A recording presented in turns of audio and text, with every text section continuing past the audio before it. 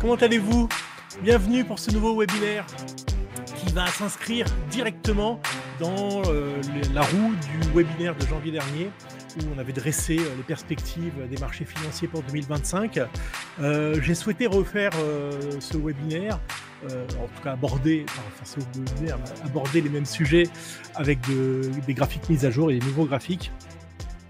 Tout simplement parce que le message a un petit peu changé, les graphiques envoient d'autres signaux que je tenais à partager avec vous et pouvoir recevoir également vos questions. Je suis donc Régis Jancovici, spécialiste de l'allocation d'actifs en ETF, essentiellement en assurance vie luxembourgeoise, mais aussi en compte titres. Et je travaille autant avec enfin, quand je dis je, c'est faire offense à tous ceux qui m'entourent.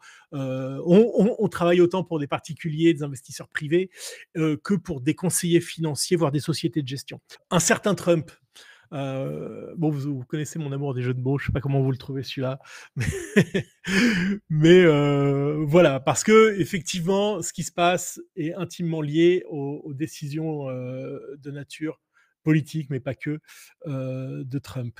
Je vous rappelle ce qu'on disait il y a un peu plus 2 mois et demi à peu près. On est dans une bulle. C'était le constat que nous faisions, mais qui n'était pas prêt d'éclater et que quelque part, comme on dit, l'expression que j'aime bien, c'est quand il fait beau qu'il faut réparer cette voiture.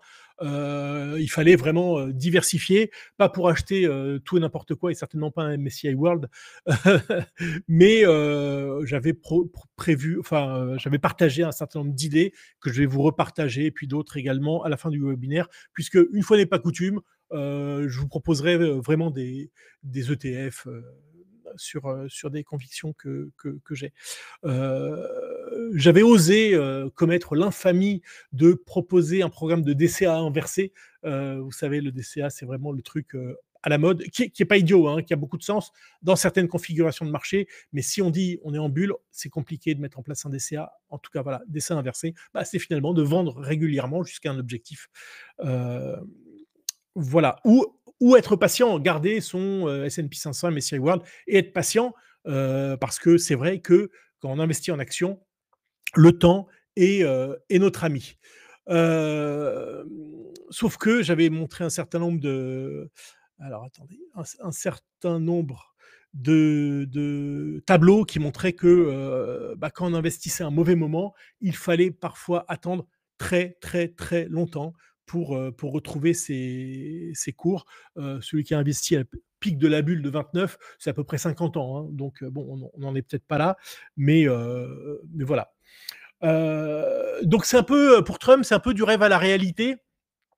L'espoir de tous ceux qui ont acheté violemment, je ne sais pas moi, des cryptos, du Nasdaq, c'est ces espoirs de dérégulation, de baisse des impôts. Alors, quid de la situation financière des États-Unis? Enfin, ils ne sont pas les seuls à avoir le problème. Et donc de relance économique, parce qu'on était dans une phase de ralentissement. Certains, dont nous attendions depuis longtemps un fort ralentissement, pour l'instant, on ne l'a pas eu. La réalité, c'est que on a des hausses de droits de douane. Alors, certains estiment que c'est une façon de négocier avec les partenaires. Pour l'instant, concrètement, ça ajoute de l'incertitude et l'incertitude nuit au business, nuit à la consommation, nuit à l'investissement. Et donc, il est légitime de se reposer la question, est-ce que l'effet Trump n'est pas un effet de récession? Et c'est une vraie question sur laquelle il y a de réels risques. Il faut se souvenir que jusqu'à présent, depuis des mois, même avant que Trump soit élu, le consensus disait, si il nous met des droits de douane, c'est le retour de l'inflation. Depuis le premier jour où on a vu passer ça dans les journaux, on a dit une hausse des droits de douane n'est pas inflationniste, une hausse des droits de douane est récessionniste, et c'est ce que le marché est en train de nous dire. On va le voir un peu plus tard. Alors, ma grille de lecture de Trump, bon, c'est que c'est un homme pragmatique. C'est pas un idéologue, c'est pas quelqu'un qui va rester arc-bouté sur certaines de ses positions. C'est quelqu'un qui a avant tout une motivation commerciale, peut-être pas liée au marché financier, mais commerciale, puisqu'il va jusqu'à négocier la sécurité de ses alliés. Le put Trump, certains parlent de put Trump quand on parlait du put de la Fed. Qu'est-ce que ça veut dire pour les non-habitués? C'est que finalement, comme Trump est pro-business, alors quelque part, il y a un plancher sur les marchés financiers. C'est-à-dire qu'il y a un moment où Trump jugerait, au conditionnel, hein, que la baisse est trop marquée, et donc abandonnerait les droits de douane, ferait des choses qui seront pro-marché. Je m'inscris en faux contre cette croyance-là, ou en tout cas, si put Trump il est beaucoup, beaucoup, beaucoup plus bas que les niveaux actuels. Et je crois que finalement, Trump souhaite avant tout inscrire son nom dans l'histoire, et qu'il veut changer les règles de façon à ce qu'on parle de lui plus tard comme un grand président. Changer les règles aujourd'hui, ça veut dire faire mal au marché, faire mal à l'économie. Il a de toute façon 4 ans pour la rétablir derrière. Et on verra. Pour l'instant, à court terme, Trump pèse sur les marchés financiers, et je pense que dans les mois à venir, il va continuer de peser lourdement sur les marchés financiers. Euh, les alliés, qu'est-ce qu'ils font? Enfin, les alliés, pseudo-alliés ou ex-alliés ou futurs ex-alliés, ils se regroupent, ils essayent d'être plus forts, ils se réarment, ils réforment à leur vitesse, à la vitesse que leur permet leurs institutions, et que c'est quand même très compliqué d'intégrer dans une valorisation un phénomène aussi diffus, aussi lent, hautement probable, d'accord, mais c'est compliqué, et c'est un phénomène que dans nos gestions, on n'a pas du tout cherché à exploiter, tout simplement parce que je n'achète jamais sur une nouvelle. Euh, c'est le meilleur moyen de se faire prendre à revers, et ceux qui ont investi sur la nouvelle de l'élection de Trump sont en train de se manger les doigts. On bascule. Donc là, c'est un peu de bullet point avant de basculer dans beaucoup de graphiques pour illustrer ce propos-là que je vous ai vraiment synthétisé à l'extrême.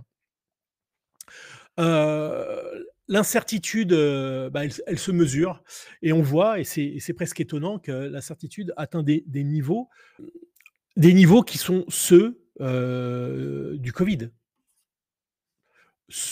Alors peut-être pas autant, mais ça peut se comparer légitimement à ceux de la crise de 2008.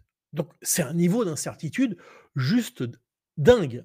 Alors que les marchés ont certes corrigé, mais c'est pas encore vraiment marquant quand on regarde les graphiques de loin, et on va le voir. C'est pas, il n'y a pas matière à s'inquiéter. On aurait pu, tiens, mettre en parallèle le graphique du S&P 500 par rapport à ces niveaux-là. Si on devait trouver un niveau implicite de S&P 500 avec un niveau d'incertitude comme ça, le S&P 500 serait bien plus bas. L'impact du côté des consommateurs, il est net. On se retrouve au plus bas de l'été dernier. Vous vous souvenez au moment de 2022, au moment de l'Ukraine. Du côté des entreprises, ça paraît un peu moins inquiétant.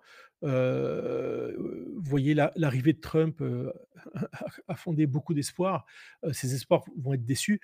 Attention, les datas pour les entreprises a un mois de retard. Ici, il n'y a pas eu encore de mise à jour. Il est probable qu'on se situe par ici.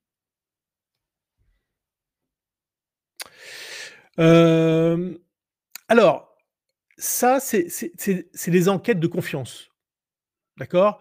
Donc, c'est ce qu'on appelle des soft data en économie. Là, on a des hard data qui mesurent concrètement l'économie. On voit aujourd'hui, il y a plusieurs, c'est pas le seul chiffre, mais je trouve que le marché de l'emploi est intéressant à surveiller, très intéressant à surveiller, que le marché de l'emploi tient. C'est encore extrêmement solide.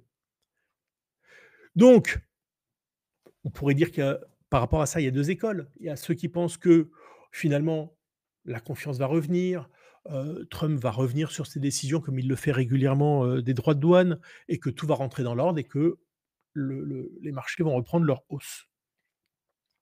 Je suis plutôt enclin à penser que les hard data ne se sont pas encore adapté à la nouvelle configuration de marché et que, le marché de l'emploi va, dans les mois prochains, se dégrader.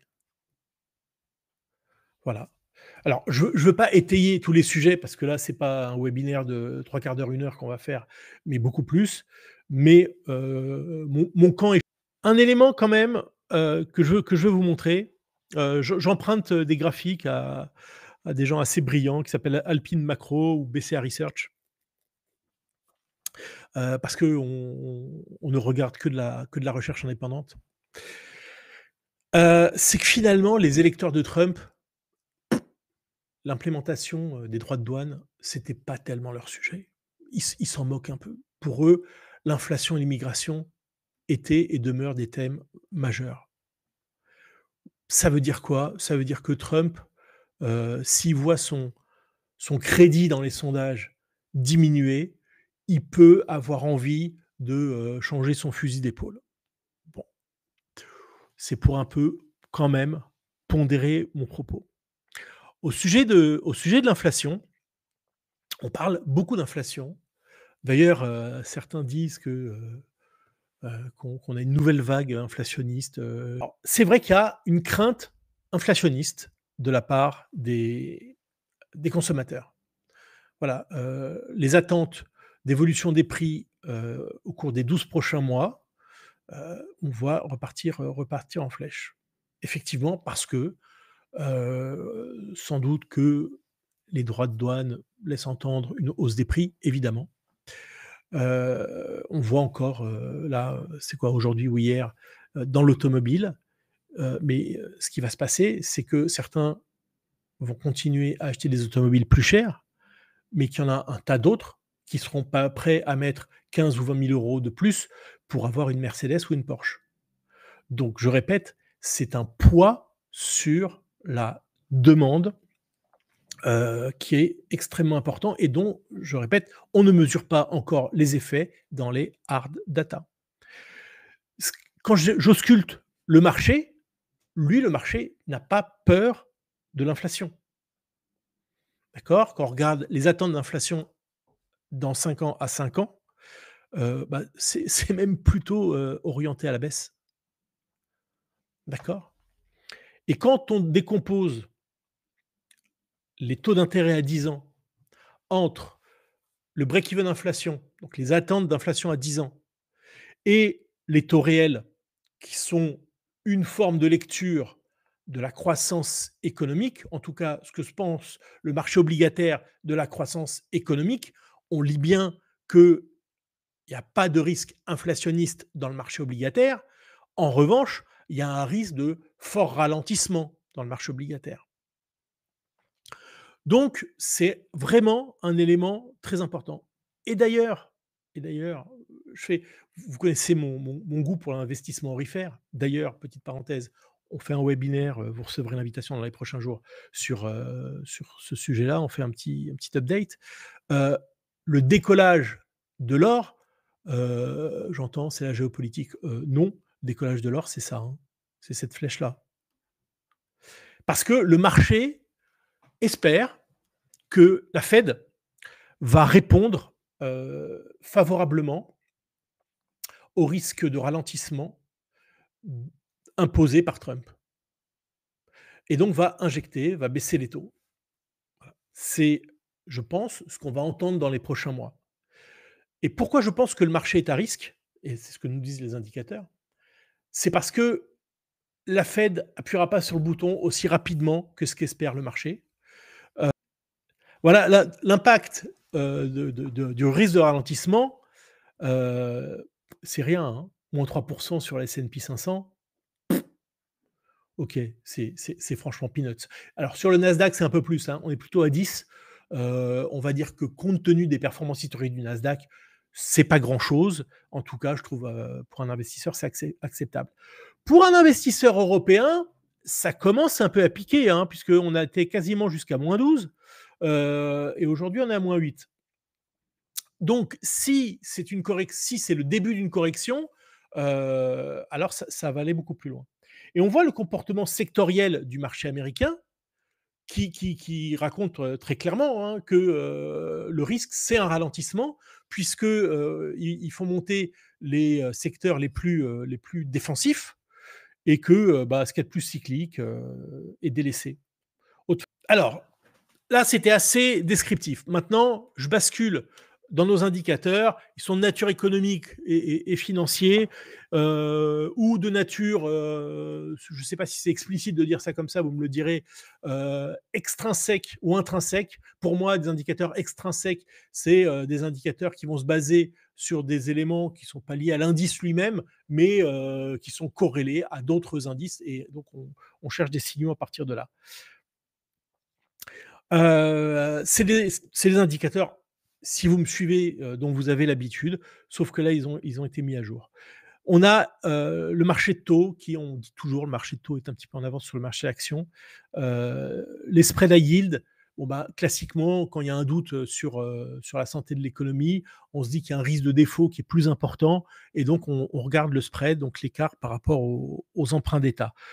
Ces spreads sont extrêmement bas. Alors, c'est pas un niveau absolu qui va nous intéresser parce que ça serait pas lisible. C'est une dynamique et la dynamique, que je regarde, c'est l'évolution par rapport à sa moyenne mobile 26 semaines.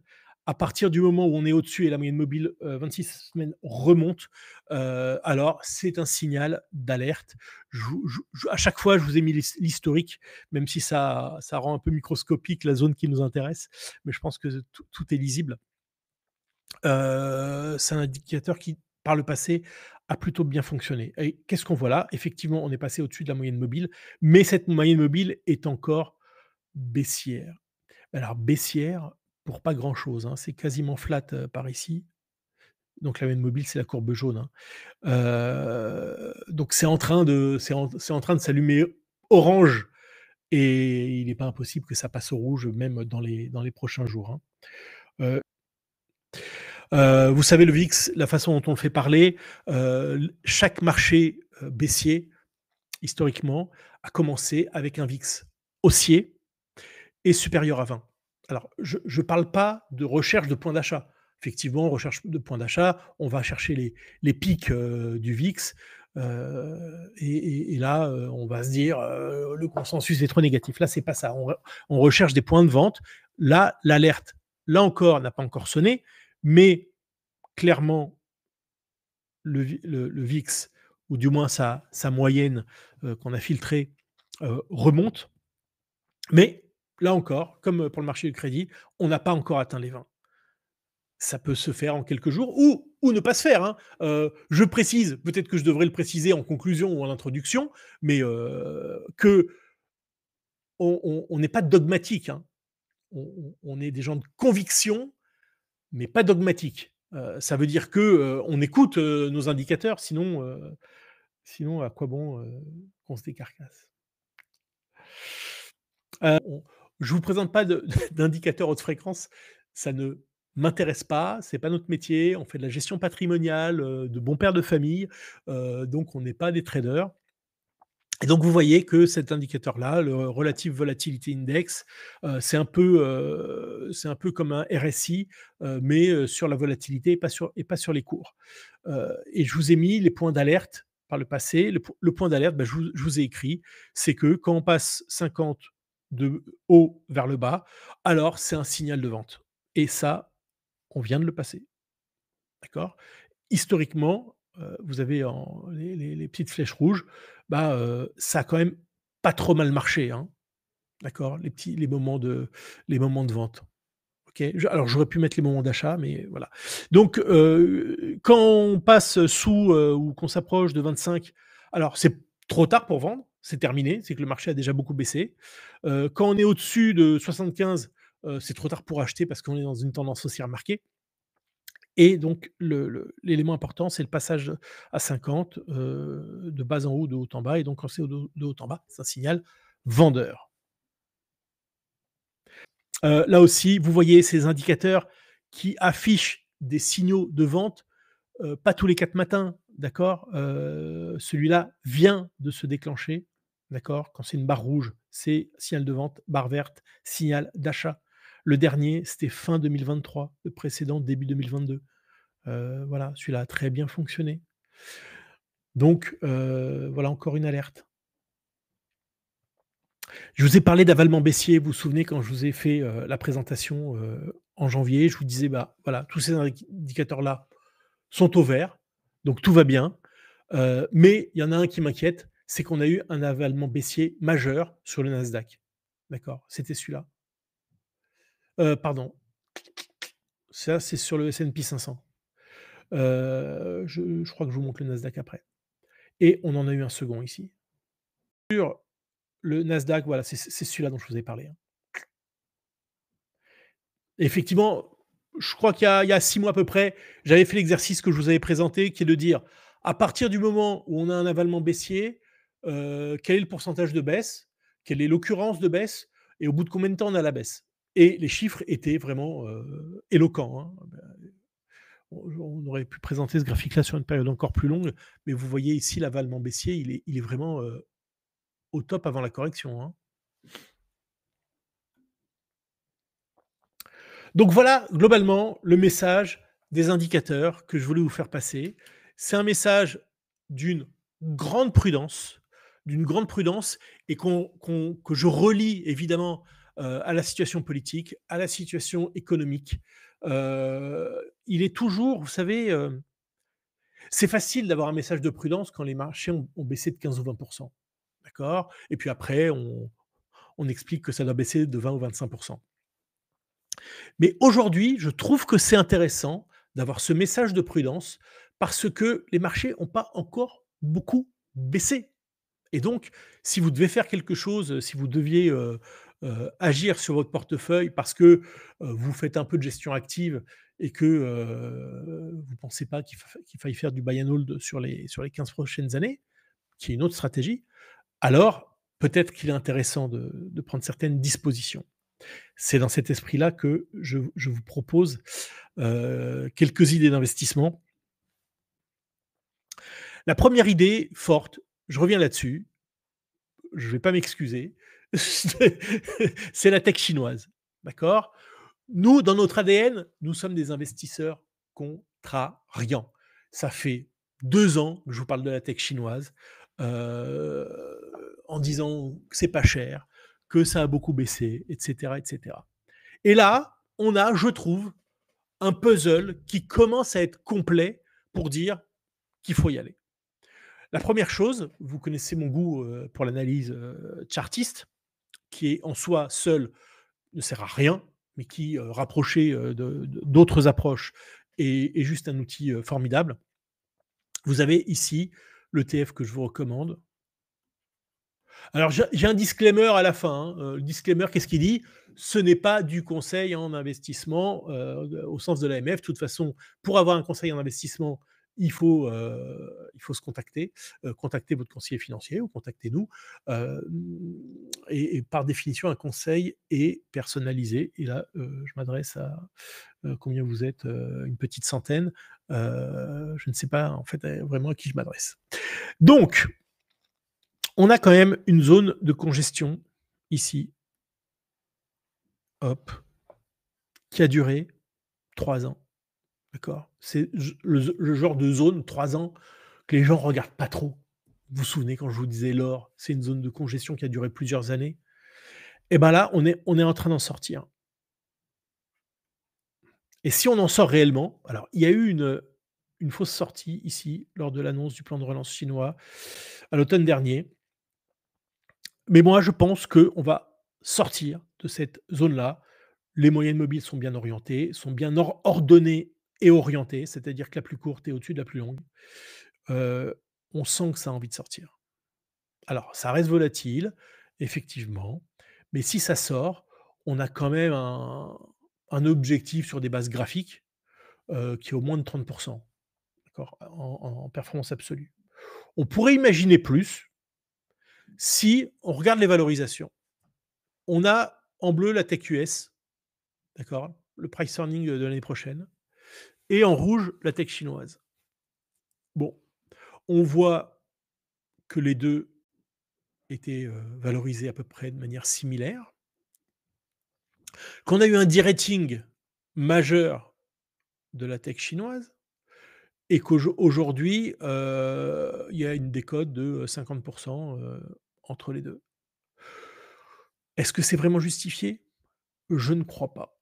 D'autant que, dans le même temps, quand on regarde la croissance attendue des EPS, earnings per share, bénéfices par action, on a des révisions à la hausse de la tech chinoise et à la baisse de la tech, US. Donc ça, pour moi, c'est injustifié. Donc quand on a cette histoire de valorisation, quand on a la psychologie des investisseurs qui reste marquée par: «Moi, la Chine, je n'en ferai pas, je n'en ferai plus, c'est ininvestissable», alors vraiment, on se dit que les planètes s'alignent pour que ce soit un investissement qui fonctionne vraiment. Alors, parfois, quand je présente ça, j'ai une objection qui est de dire: «Oui, mais la croissance chinoise est en train de ralentir et ralentit fortement». OK, mais pour moi, c'est pas gênant. Je vous montre un petit graphique. Voilà, vous avez la Corée du Sud entre 1985 et 2009. OK, la croissance économique, elle est passée de 12 à 3,5. L'indice Kospi a été multiplié par 13. Donc, vous pourriez me dire: «À quoi sert la macro?» C'est une bonne question. De toute façon, vous savez bien qui est le meilleur, macroéconomiste, même pas de France, du monde. On le sait tous, c'est le marché. Hem, donc voilà une première idée. Je continue. Heu, qui dit, baisse du dollar, alors on pourrait parler de l'or. Je veux pas vous parler d'or maintenant parce qu'il y a un webinaire dans 3 semaines et que j'espère, vous y retrouver. Mais il y a un autre métal, qui m'intéresse, il est pas jaune, il est rouge, qui est le cuivre.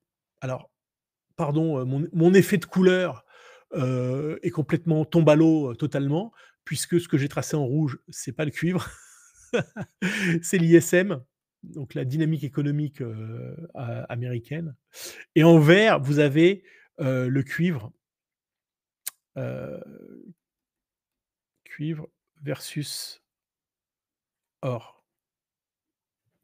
Et donc, on oppose ces 2 matières premières-là parce que le cuivre est essentiellement lié à l'activité économique et que l'or, est plutôt là pour se protéger, même si j'aime pas, l'expression. Et on voit que globalement, sur longue période, on n'a pas, l'un qui surperforme l'autre, chacun a sa période. Clairement, depuis quelques années, c'est la période de l'or.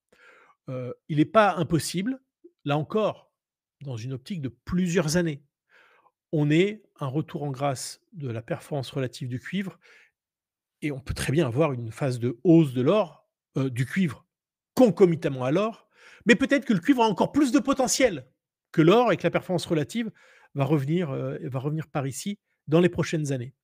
Évidemment, la temporalité est méga essentielle parce qu'on ne peut pas dire qu'il y a un risque de récession aux États-Unis et qu'en même temps, il faille acheter du cuivre, hein. On est bien d'accord, c'est pas la même temporalité. La récession, d'abord, on n'a pas l'impression qu'il y a des excès terribles dans l'économie américaine qui puissent justifier une récession très dure, très profonde, hein. C'est pas ça mon propos. La récession, elle peut être tout à fait, légère, mais je dirais que ça suffit pour faire corriger les marchés qui sont, et chers et dont les bénéfices n'ont pas été révisés. Donc on peut très bien, avec un fort ralentissement, une petite récession, faire baisser les marchés de 30. Aucun problème. Ça choquera personne, en tout cas, ceux qui regardent les graphiques de valorisation ne seront pas, outrés. Mais au-delà de cette phase-là, alors, lorsqu'on parlera de reprise, et on parlera de reprise, le cuivre, sera vraiment un élément intéressant, d'autant qu'il y a une demande colossale, aux États-Unis qui ont un réseau, électrique, qui a plus de 30 ans, et qui nécessite un renouvellement, ne serait-ce que pour supporter la demande électrique liée à l'intelligence artificielle. Donc là aussi, si vous trouvez, Amazon, Alphabet et toutes les valeurs, trop chères, acheter du cuivre, c'est une manière de faire de l'intelligence artificielle. Hem, autre idée, je synthétise ici, les idées dont je viens de vous parler. Vous voyez quand même que dans les idées, il y a quand même du yen. Donc voilà quelques idées d'ETF. Si vous voulez, en quelque sorte, nous déléguer, la gestion, il y a plusieurs options. Une option, bon, j'allais dire la plus simple, mais elles sont pas compliquées. On a un produit basé sur une de nos stratégies. La stratégie, c'est flex compte diversifié. Voilà, je ne veux pas la représenter, mais voilà, vous avez le produit, hein, qui existe déjà, depuis un certain temps. Qui est pas un produit, à haute volatilité, hein, c'est vraiment le produit de bon père de famille, qui est inflexible, 0 à 100 actions, vraiment flexible. Aujourd'hui, il est 25 actions, donc il est cohérent avec tout ce que nos indicateurs nous disent et d'ailleurs, il est en partie géré sur la base de nos indicateurs. Si vous voulez pas acheter un produit mais acheter une de nos stratégies, qu'on met en œuvre, pas à travers un produit, mais directement en achetant des ETF qui sont, compris dans la stratégie. Bah, voilà, je vous ai mis quelques exemples. C'est en fait les exemples que je vous ai mis en début d'année et je vous ai mis à jour la performance. Pardon, donc ça c'est arrêté au 27 mars. Voilà, pour les sportifs, vous avez une stratégie qui est uniquement à levier, donc uniquement des ETF, à levier sur toutes les classes d'actifs, qui a fait 37, l'année dernière, qui est déjà à +10. Voilà. Résumé, allez, vraiment la conclusion. Je vous ai mis, le rappel des indicateurs lors du dernier webinaire le 16 janvier. La mise à jour, de ces indicateurs, on voit clairement la tendance au rougissement, des indicateurs. Voilà, on refera évidemment un point, dans les prochains mois, sans doute avant l'été, pour voir un peu, ce qui s'est passé et si, ça a été, le préambule à une baisse plus marquée. Merci encore, de votre patience, d'être tous les jours, pardon, chaque webinaire plus nombreux. C'est un vrai plaisir et je vous dis à très bientôt donc pour le prochain webinaire. Merci, merci beaucoup. Merci.